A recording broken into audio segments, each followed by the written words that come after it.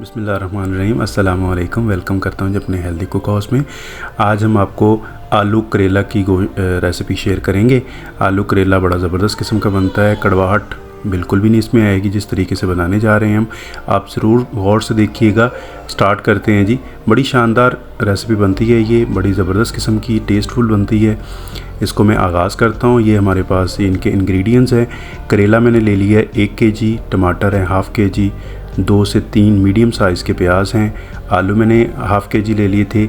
इसमें मेथी का ऐड कर रहा हूँ मैं, और कुछ सॉसेज हैं जो आपको साथ साथ मैं बताता जाऊँगा। आए जी हम कढ़ाई चूल्हे पे चढ़ाते हैं।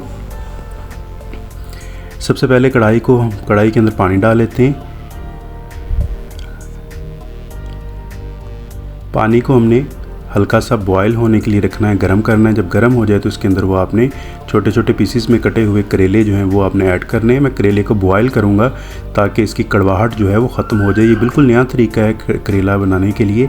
ये देखें बड़ा शानदार किस्म का इसको बॉयल मैंने कर लिया है। इसको हम अलहदा कर लेंगे, निकाल लेंगे इस पानी से। करेले को आपने 60 to 70% आपने इसमें नरम करना है बॉयल करते हुए इसको 60 to 70%। अब उसी कढ़ाई के अंदर जी मैं घी ऐड करूँगा। तकरीबन कोई 150 ग्राम घी मैंने इसमें ऐड किया है। घी गर्म होने के बाद आलू इसके अंदर मैं फ्राई करने लगा हूँ। आलू को हमने बहुत ज़्यादा फ्राई नहीं करना, आलू को भी हमने 70 to 80% हमने इसको फ्राई करना है। आलू को फ्राई करने के बाद हम अलहदा निकालेंगे। ये देखें जी, इस तरह आलू को आपने फ्राई करना है, और इस तरह इसका घी जो है आपने छान लेना अच्छी तरह। घी आलू के साथ ना जाए। इसी ऑयल में मैंने करेले भी फ्राई कर लिए हैं। सेम उसी तरह इसको भी हमने थोड़ा ही फ्राई करना है। 90% तक आपने करेला को फ्राई करना है। 10% इसका जब बाद में हम इसको कुक करेंगे तो उसमें ये मज़ीद गल जाएगा। अब इसी ऑयल में वो प्याज मैं ऐड कर रहा हूँ। प्याज को हमने फ्राई करना है इसकी ग्रेवी बनाने के लिए। साथ में टमाटर ऐड कर रहा हूँ। इन दोनों चीज़ों को हमने अच्छी तरह कुक कर लेना है, इसी तरह इनको फ्राई कर लेना है। इसको मैं ज़रा ढाँप दूँगा। ये देखिए बड़े शानदार किस्म के इसके फ्राई हो रहे। ढाँप फ्लेम पे रखेंगे इसको, और ये गल गया है काफ़ी ज़्यादा। टमाटर के मैंने छिलके उतार लिए थे। अब ये सॉसेस मैंने इसके अंदर डाली हैं। हरी मिर्च है, नमक है, काली मिर्च है और ज़ीरा है।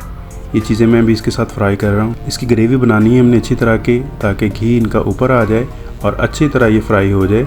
अच्छी तरह फ्राई करने के बाद इसके अंदर हमने मेथी ऐड की है। मेथी तकरीबन 100 ग्राम तक की थी मेथी, जो मैंने कटिंग करके छोटी पीसेस में अच्छी तरह धो के काट लिया है इसको, वो इसके अंदर ऐड किया है।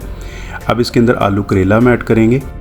आलू करेला को ऐड करने के बाद उसको हम अच्छी तरह इसमें मिक्स कर देंगे। मेथी ऐड करने का मकसद ये कि एक तो टेस्ट इसका बन जाएगा, दूसरा ये कि इसको जायका बड़ा अच्छा आएगा।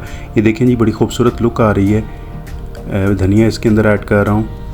बहुत ही प्यारे बड़े ज़बरदस्त किस्म के करेले बनते हैं जी। ये कड़वाहट के बगैर करेले बनते हैं। कड़वाहट बिल्कुल भी नहीं आती इसके अंदर। देखिए खूबसूरत कितना, माशाल्लाह माशाल्लाह माशाल्लाह कितना खूबसूरत लुक आ रहा है इसका। ये आप ज़रूर ट्राई कीजिएगा, बड़ी अच्छी बनती है रेसिपी जी। वीडियो अच्छी लगी हो तो ज़रूर लाइक और शेयर कर दीजिएगा। मिलते हैं अगली वीडियो में। अल्लाह हाफिज़।